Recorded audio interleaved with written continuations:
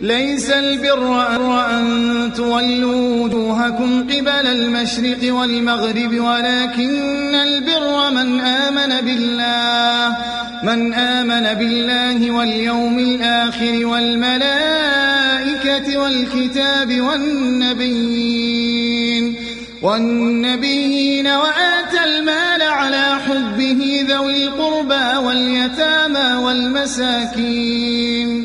والمساكين وابن السبيل والسائلين وفي الرقاب وأقام الصلاة وآتى الزكاة والموفون بعهدهم إذا عاهدوا والصابرين في البأساء والضراء وحين البأس أولئك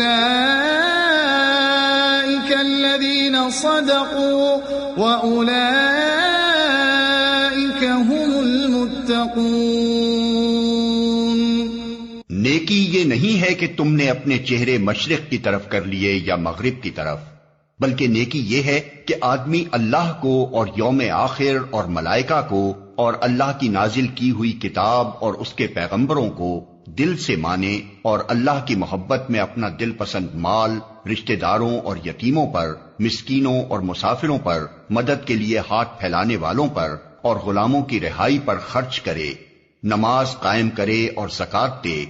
اور نیک وہ لوگ ہیں کہ جب عہد کریں تو اسے وفا کریں، اور تنگی و مصیبت کے وقت میں اور حق و باطل کی جنگ میں صبر کریں۔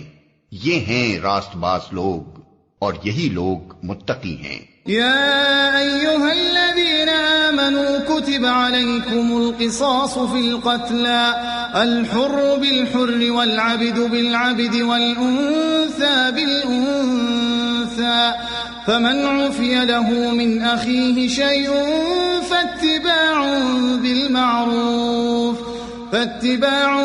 بالمعروف وأداء إليه بإحسان ذلك تخفيف من ربكم ورحمة فمن اعتدى بعد ذلك فله عذاب أليم۔ اے لوگو جو ایمان لائے ہو، تمہارے لیے قتل کے مقدموں میں قصاص کا حکم لکھ دیا گیا ہے۔ آزاد آدمی نے قتل کیا ہو تو اس آزاد ہی سے بدلہ لیا جائے، غلام قاتل ہو تو وہ غلام ہی قتل کیا جائے، اور عورت اس جرم کی مرتکب ہو تو اس عورت ہی سے قصاص لیا جائے۔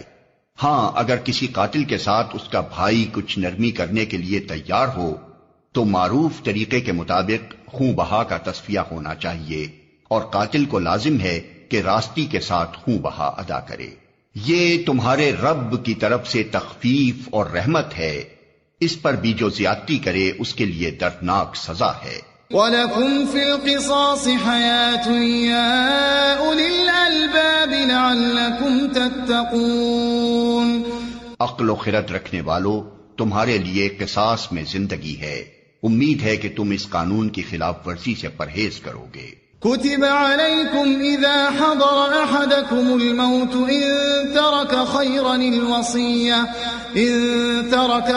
الوصية للوالدين والأقربين بالمعروف حقا على المتقين۔ تم پر فرض کیا گیا ہے کہ جب تم میں سے کسی کی موت کا وقت آئے اور وہ اپنے پیچھے مال چھوڑ رہا ہو تو والدین اور رشتہ داروں کے لیے معروف طریقے سے وصیت کرے، یہ حق ہے متقی لوگوں پر۔ فمن بدله بعدما سمعه فإنما